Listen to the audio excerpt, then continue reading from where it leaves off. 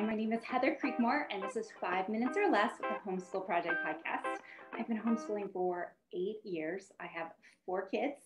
They are 10 and in 4th grade, 11 in 5th grade, almost 13 in 7th grade, and 14 in 8th grade. And I live in Austin, Texas. So if I were dropped off in the Alaskan forest for 1 year, what 3 books would I bring with me and why? Well, I'd bring my Bible. I would bring a book called How to Survive in the Alaskan Forest. I don't know if that book exists, but I would find something similar to that. And I'd probably bring War and Peace, not to read it, but in case I needed kindling for fire or something extra thick to lay my head on. If I had all the necessities, what 3 items, personal items would I bring? I would bring lip gloss because I hate having dry lips. I would bring my pillow because it's a special memory foam pillow and I'm very particular about my pillows. I really need my pillow.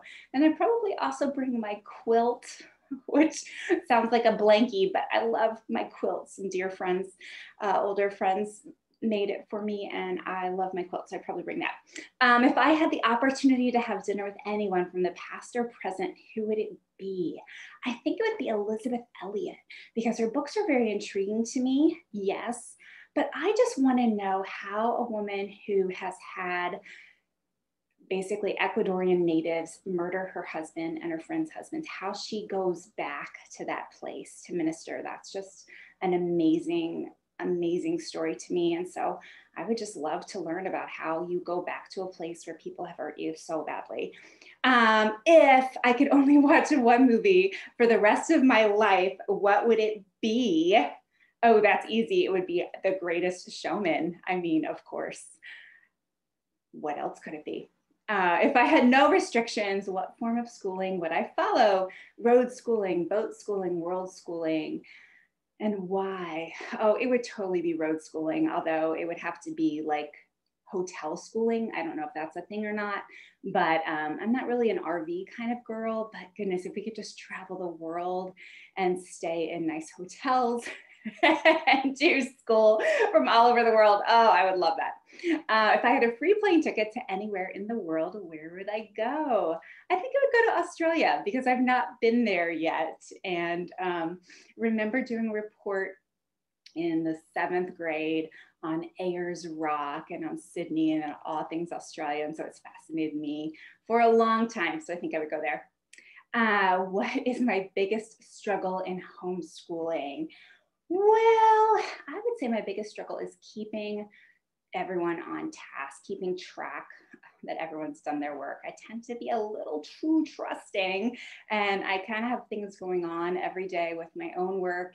And so juggling homeschooling and my own work, sometimes I tend to just trust when they say they've gotten their work done, but I need to trust and verify.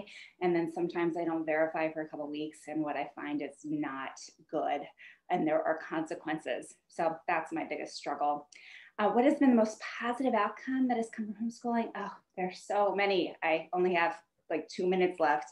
But the most positive outcome has really just been the change in my children. They are confident, they are joyful, they are free, they enjoy learning. And that was a huge, huge thing when we pulled my son out of public school in 1st grade. He had stopped enjoying learning. And it took him a while to kind of detox, but eventually his love of learning returned. And so that's been huge for our family. What's one interesting fact about myself? Well, I think it's kind of a fun fact that I am a horrible baker because I am not a perfectionist in any stretch of the imagination when it comes to cooking and baking. And so Netflix had me on their show, Nailed It.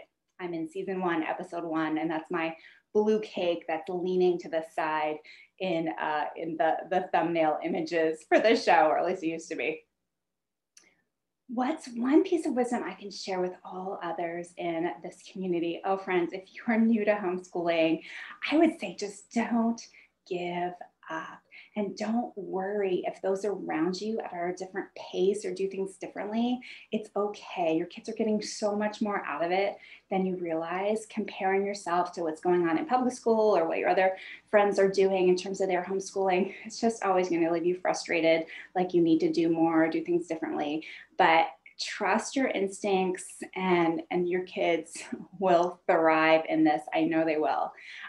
So it's great to have this chance to talk to you. Again, I'm Heather Creekmore. You can connect with me at comparedtowho.me on Instagram, on Facebook, or on my website, comparedtowho.me. That's all. Bye-bye.